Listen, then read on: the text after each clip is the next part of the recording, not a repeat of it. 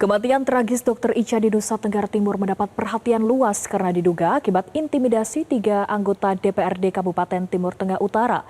Sementara itu rumah sakit tempat Dr. Ica bekerja justru bersikap tertutup.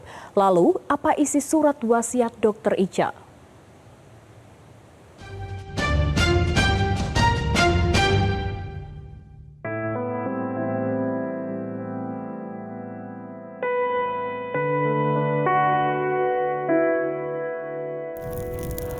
Inilah momen ketika para pelayat memadati rumah duka Dr. Eliza Prinsila Utami Pakaenoni alias Dr. Ica di Desa Baumata, Kecamatan Tabenu, Kabupaten Kupang, Nusa Tenggara Timur untuk mengikuti prosesi pemakaman pada Senin 29 Juni 2026. Pemberkatan peti jenazah diwarnai isak tangis orang tua dan keluarga Dr. Ica.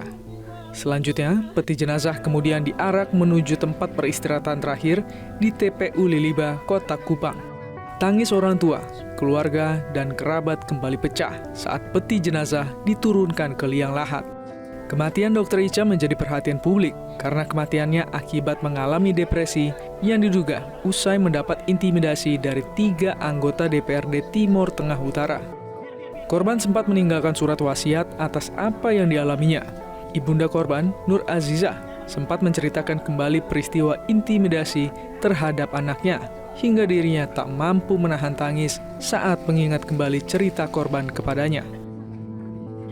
Sudah mengikuti saya menangis, saya melakukan, saya berselingkuh, tapi tidak berhasil.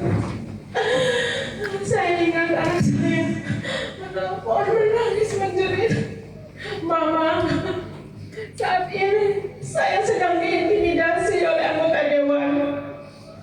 Saat ini saya sedang pilu, Mama. Saya sudah bekerja sesuai dengan SOP.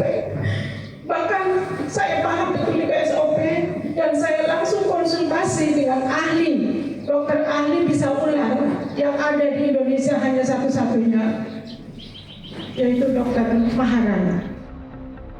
Peristiwa hingga meninggalnya Dr. Ica bermula pada 13 Juni 2026, pukul 12.50 waktu Indonesia Tengah, ketika pasien anak korban gigitan ular tiba di IGD RS Leona Keva Mainanung. Adalah Dr. Ica yang melakukan tindakan medis.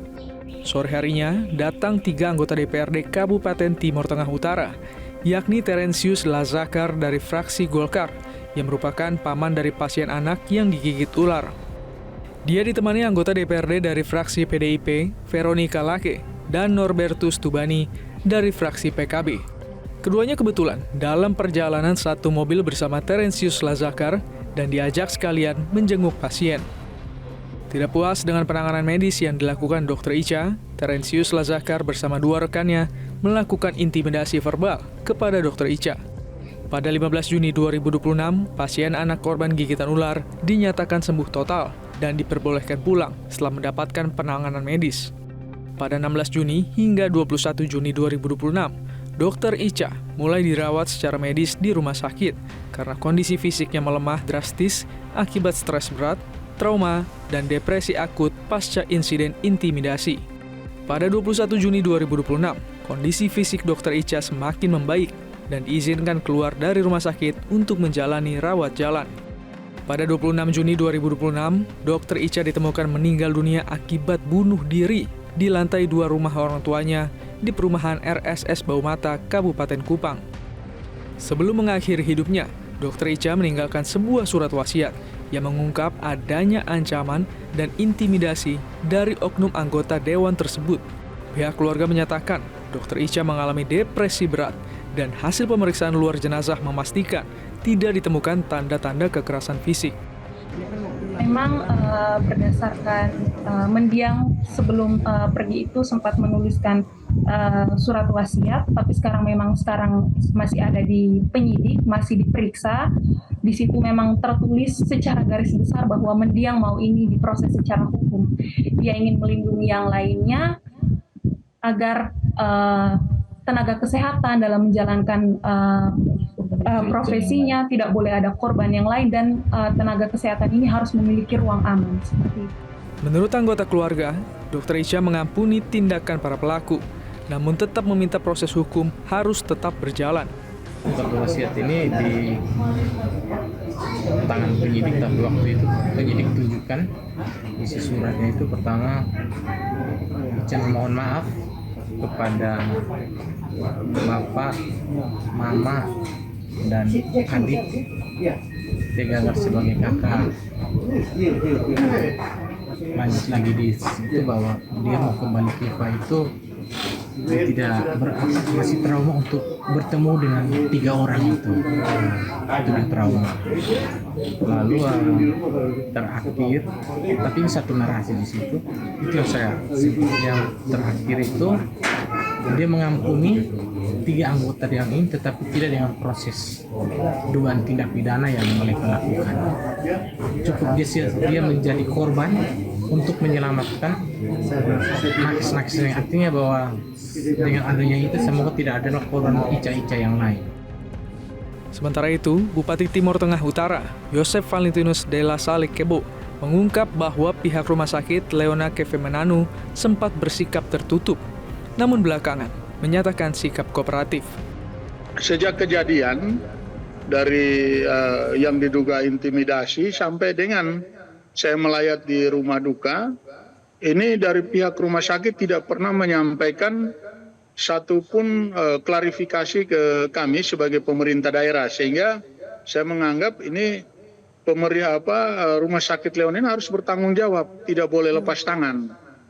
Sehingga saya akhirnya mengeluarkan statement kalau misalnya tidak segera menyampaikan laporan, maka kemungkinan perpanjangan izin rumah sakit Leona di TTU akan saya cabut.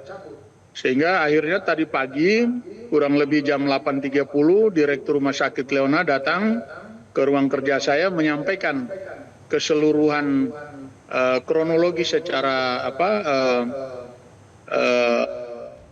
verbal, belum menyampaikan secara tertulis. Aparat kepolisian sudah bertindak sigap. Polres Timur Tengah Utara meminta keterangan sejumlah saksi, diantaranya memeriksa saksi-saksi yang bertugas bersama korban pada hari kejadian intimidasi. Polisi juga berkoordinasi dengan pihak rumah sakit guna memperoleh rekam medis terkait kondisi kesehatan dan kejiwaan Dr. Ica selama menjalani perawatan pasca kejadian. Berikutnya kami akan segera mengambil meminta klarifikasi dari 3 anggota dewan tersebut, dan kami melaksanakan koordinasi dengan Bapak Ketua Dewan agar segera menindaklanjuti laporan yang sudah keluarga dari laporkan ke Badan Kehormatan DPR. Kemudian kami juga menunggu hasil dari berkoordinasi dengan pihak ahli pidana dan ahli psikologi. Kasus ini mendapat perhatian publik secara nasional. Melihat kronologi dari kasus intimidasi hingga ditemukan Dr. Ica meninggal akibat bunuh diri yang berjarak 2 minggu, kasus ini akan menemui kerumitan pembuktian kasualitasnya. Publik terus mengawal agar di kemudian hari tak ada lagi pejabat yang menggunakan jabatannya untuk mengintimidasi dokter maupun tenaga medis.